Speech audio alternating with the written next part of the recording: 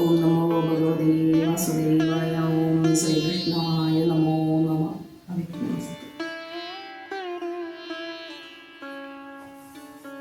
ഭൂമിക പുനർജനിയുടെ ശ്രീരാമ കഥാമൃതം തുടരുകയാണ്. എന്ന് നമ്മൾ പറയുന്നത്, മൂക്കിച്ഛേദിക്കപ്പെട്ട ശൂർപ്പണഖ സഹോദരന്മാരുമായി രാമൻ ചെയ്ത അതിഘോരമായ യുദ്ധം കണ്ട് ഭയന്നു വിറച്ച് ഓടിപ്പോവുകയാണ്. അവൾ നേരെ ചെന്ന് നിന്നത് ജ്യേഷ്ഠ സഹോദരനായ രാവണന്റെ അടുത്താണ്. സഹോദരിയുടെ ഈ വിവത്സമായ രൂപം കണ്ടിട്ട് രാവണൻ ആരായിരുന്നു? അപ്പോൾ ശൂർപ്പണഖ പറയുകയാണ്, കാട്ടിൽ രാമൻ നമ്മളുടെ സഹോദരന്മാരെ കൊന്നു. അതിഘോരമായ യുദ്ധത്തിലാണ് രാമൻ അവരെ വധിച്ചത്.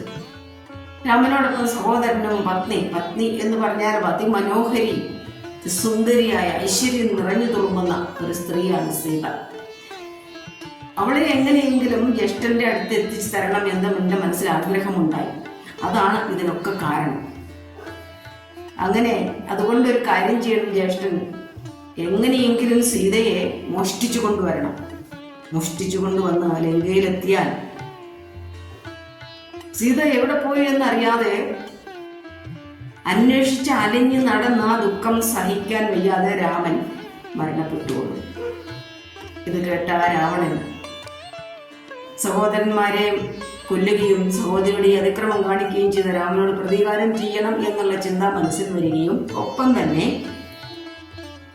ശൂർപ്പണഖ പറഞ്ഞു കേട്ട ആ സീതയുടെ രൂപം, മോഹിപ്പിക്കുന്ന ആ സീതയുടെ രൂപം, ആ സീതയെ എങ്ങനെയെങ്കിലും സ്വന്തമാക്കണം എന്നും തീരുമാനിക്കുന്നു. നേരെ പുഷ്പവിമാനം കയറി മാരീചന്റെ അടുത്തേക്ക് എത്തുകയാണ്.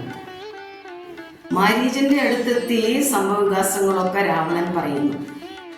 രാമൻ എന്ന് പേര് കേട്ട മാത്രയിൽ തന്നെ മാരീചന്റെ ഒരു നടുക്കമുണ്ടായി. കാരണം വലിയ പരാക്രമങ്ങൾക്കൊടുവിൽ തന്റെ അമ്മ താടകയെ അവരുടെ അധീനമായി സ്വാധീനപ്പെട്ട സ്ഥലത്ത് വന്ന് വധിച്ച ആ ഒരു രംഗം മാരീചൻ ഓർക്കുകയാണ്.